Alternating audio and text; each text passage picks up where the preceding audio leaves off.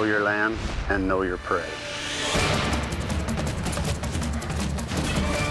We want to get into the water, down the river. Let me show you the scar I got yesterday. Okay, your route sucks.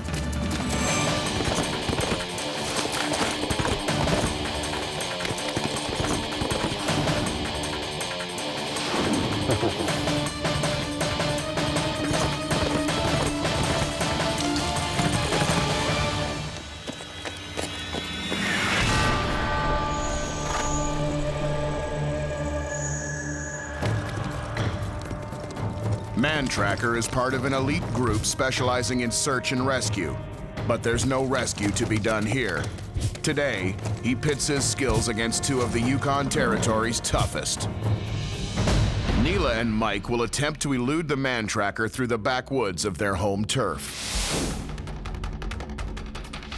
Mike is a computer consultant and a black belt in karate. He's at home in the Yukon wilderness. I'm in good shape because I challenge myself. I train in karate, I run, I bike, I know what I can do, and I don't think there's anything that I would experience in the Yukon bush that I wouldn't be able to handle. Neela followed her heart to the Yukon 2 years ago, but stayed because she fell in love with the pioneer lifestyle, even becoming a bush pilot. My life has always been about finding new challenges and traveling places that I haven't been, going paths that I've not walked down before. I don't plan it ahead. I just go and then something opens up. A flare marks the beginning of the chase across a forbidding Yukon landscape. From just outside Whitehorse, the prey have 36 hours to reach a highway 37 kilometers due south without getting caught by Mantracker. Their only tools, a compass and a map. Although complete strangers, Mike and Neela have a lot in common. They are both runners, so their first instinct is to race in the direction of the finish. What was nice to discover was that Neela, my partner, and I were fairly compatible physically, and we could do the same things. We could run at the same speed, we could climb the same hills. The team dynamic establishes early. Clearly, Neela is the free spirit. Is that the way we're going that way? No, we're going that way, but I'm cutting back into the bushes here. Okay. Mike is a little more serious. So if we're going to run into a bear, are you going to protect me? Are you going to stand in front of me? For sure, yeah. Yeah? From 3 kilometers away, Mantracker has to find the site of the flare. Local guide Chuck Hume is his map of this unfamiliar terrain, quickly identifying where the prey started, a recreation area on the outskirts of town. Once there, Mantracker looks for paired prints traveling in the same direction.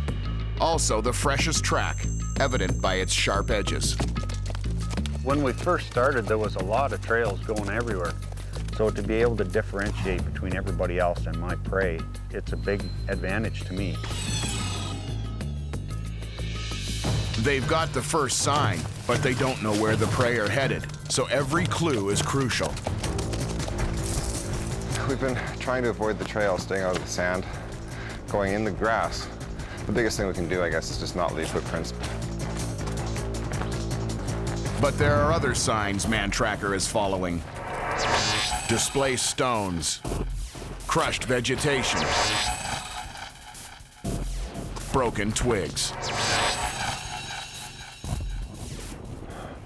That's upside down. Well, that's the way we're going. Oh, yeah! At least with Neela's bush pilot skills, they won't get lost. The prey slow down. They've been flat out running for almost an hour. But so have the trackers. And they're closing in.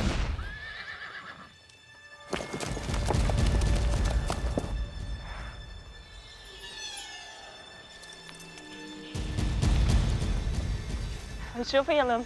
The hair at the back of my neck. Come on, let's go. Let's grab this log here. Just slow them down a bit. Should we move it over that way? They go for a stall tactic, just in case.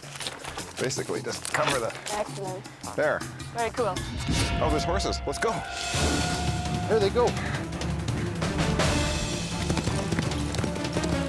Well, we have to get out of his view.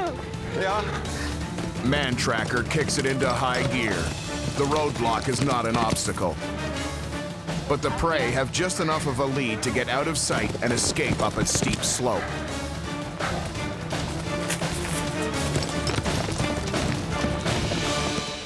Can you hear that? It's really crackly in here. We should be able to hear them walking through the bush if they're coming this way. We won't move before they've passed us.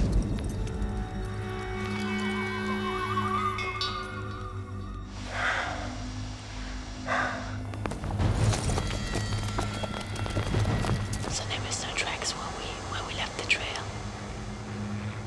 Taking advantage of the noise from a plane flying overhead, the prey leave their hiding spot. But they're still spooked and stick to the bush.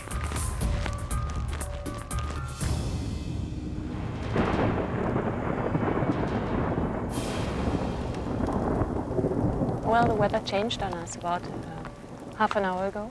It is good for us as far as our tracks get washed out. For me personally, it's getting a little uncomfortable, like my hair is soaked and my shoes are wet. It's a mixed blessing for the trackers as well. Help or hindrance. It depends on how long it rains and how hard.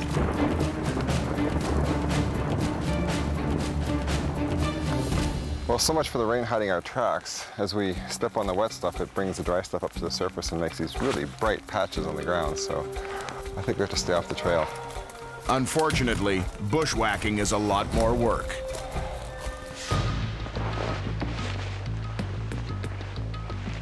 Looks like we got some tracks right here.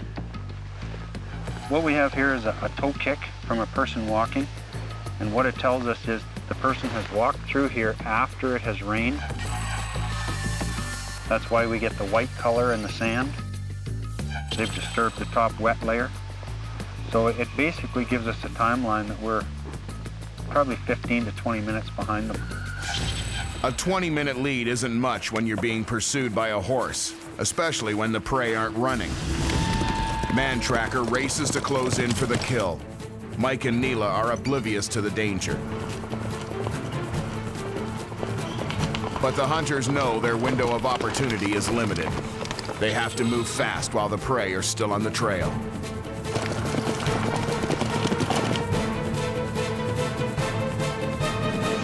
There they are.